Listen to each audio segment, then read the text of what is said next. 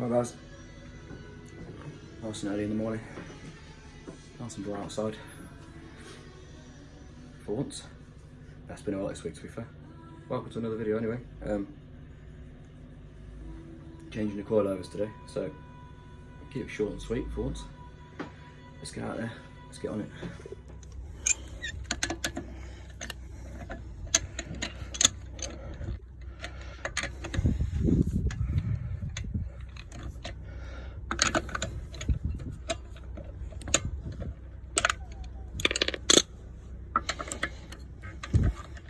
Right guys, so just this one, which is a multi-spline with an 18 on the other side of it, but the multi-spline, don't worry if you ain't got one, because you can just use a 3/8 extension bit, and it goes in there and it literally sits square in there, so quite nice. And apart from that, obviously disconnect your drop link top and bottom.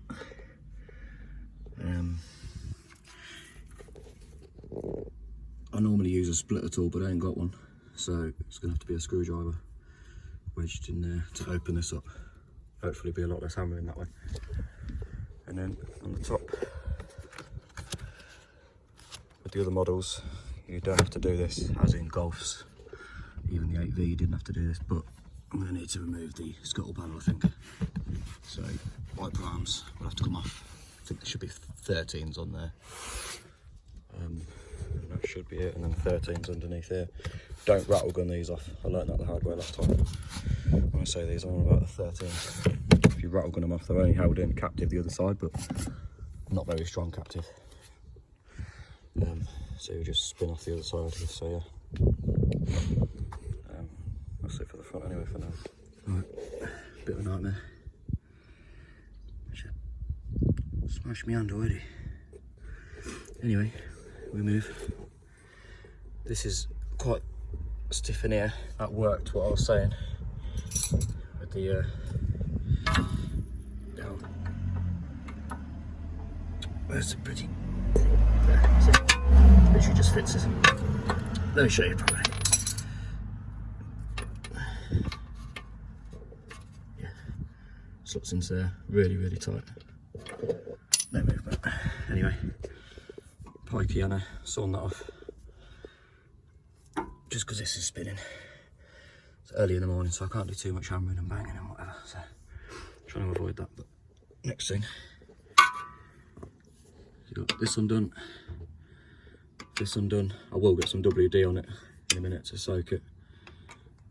Need to sort of circle it out of here without damaging anything. He says while damaging the guard. Yeah, much easier with two hands, guys. So just pull that out of its locator there. Once that circlip's out of the way, push that through there. You can pull it out, and then we need to, just best practice, I do anyway, just undo that. It might regret it because it might break. If it breaks, be alright. It's all good, think positive. Little 10mm there anyway, get that out of the way. If you need to hammer this, so you're not whacking your hands on here, probably get a 1/2 inch extension that you don't use, or something like that, and just hammer it down. But you shouldn't have to, as long as you pry this open properly, squared with WD and whatever, you'll be alright. Talking quietly, guys, by the way, because it's about 9:30 on a Sunday morning, so yeah, but hopefully we'll get this thing on the ground. Right. That's the excuse my finger there, not sure why the flash is on, but whatever. Yeah, that's that bolt out of there, guys. More injuries, don't know what's up with me, but yeah, I don't have a splitter or anything, so my plan is, I mean, you can see how sort of soft it is, but you can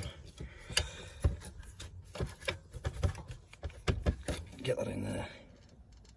If you can see that, guys, but it's the metal, you can see the metal moving. So as soon as it moves enough, it'll just drop out after you've done them a couple of times. They do just tend to just fall out on their own after a while. Once the build up of crap's gone out of there, you know. But anyway, that I did have to, bit of persuasion. I had to whack it right out of there, but quite hard. But stay at the bolt. Gonna need to go to Audi and get a new one. It's no good.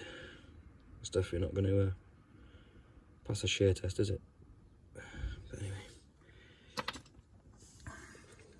that's it for now, guys. Hopefully I'll be back with you in a minute once it's off. Sat out of there, guys. Another little trick for you. Instead of one of them splitters, I was forgetting, use this little 1/4 inch drive. Get it between here, obviously, and just turn it. It opens it right up, just fell straight out. A little bit of a challenge. One thing I might have done though, flipping hope I haven't. Might have pulled the drive shaft out. It's CV. It doesn't look very straight to me now, but I don't know. I can't move it up and down, so probably just being paranoid. But anyway, I was saying about taking the scuttle panel off. A bit more forceful with it, and I've been able to. You can't pull it up. I was thinking you couldn't, but anyway, 313's in there. Let me get those off. So I just have to take the top out off that one, and then put on some old coilover. Forget that the spring's sagging around in it.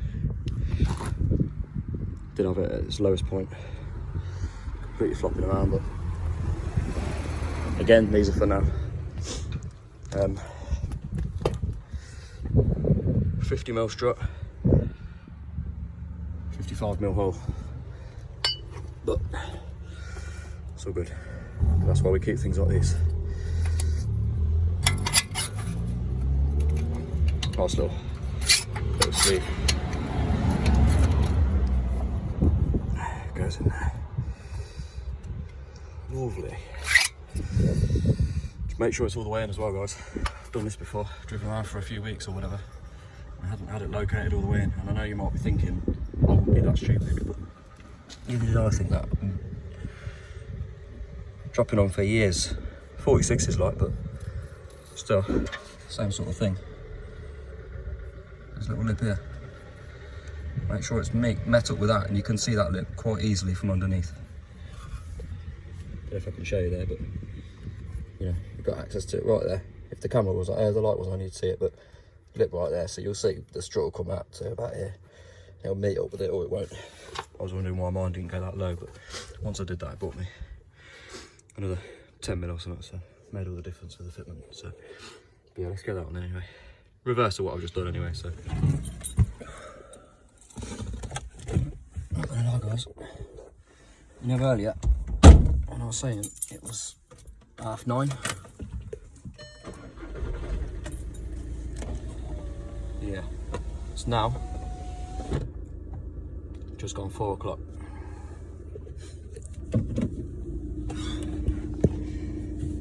Had an absolute nightmare. Broke the hammer. Not even mine. If you're watching this, I'll replace it this week by a brand new one. The nicest one you'll have ever seen in your life. Anyway, that caused me no end of issues. I think 4 different people I tried to get hammer from. My dad ended up coming round. 63 years old. Came around with a hammer. It was only like, it was a copper hammer. So, don't ask me how.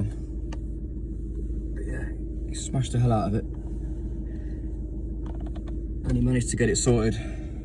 But it literally took me, I don't know, maybe a couple of hours of trying to get this hammer off somebody.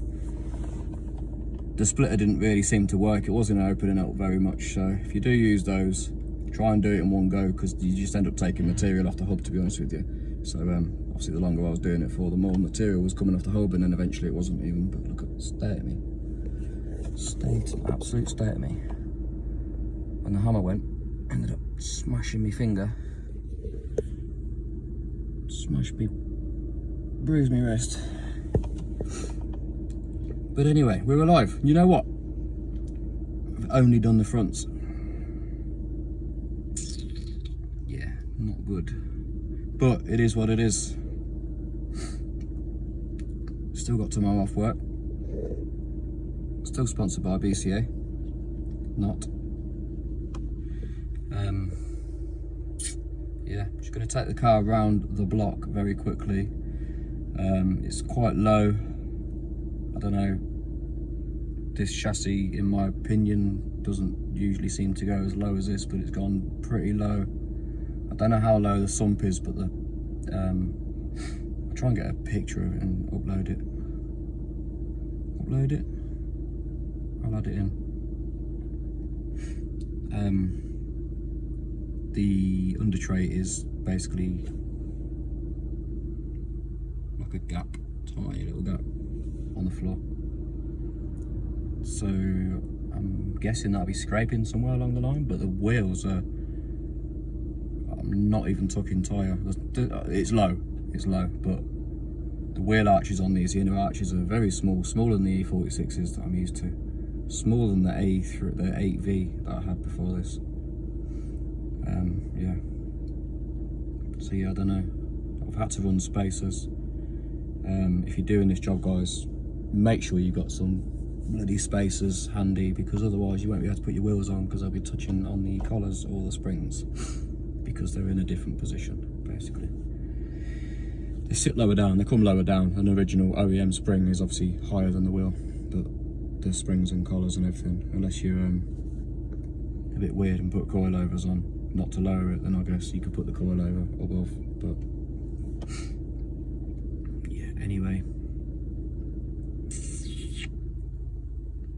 Might not do the fronts today, the backs today, sorry, but I might. In fact, I probably need to do the backs today. The backs are quick, just in case I don't end up adding it to the video, guys, because I'm not doing tutorials. Again, if you're one of these people that's clicked on this to know how to do something, fair play to you, but you might not end up finding out how to do the backs. I might just end up chucking a shot of that in once I've done it.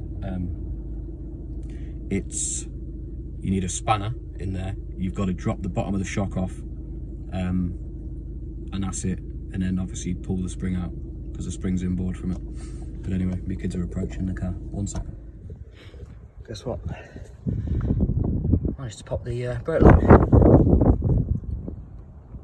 Lovely. That's what happens when you're rushing and you're struggling.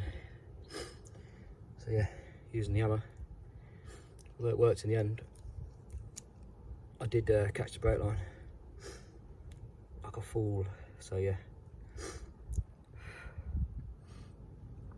that's the end of the video, guys. Just pay someone else to do it.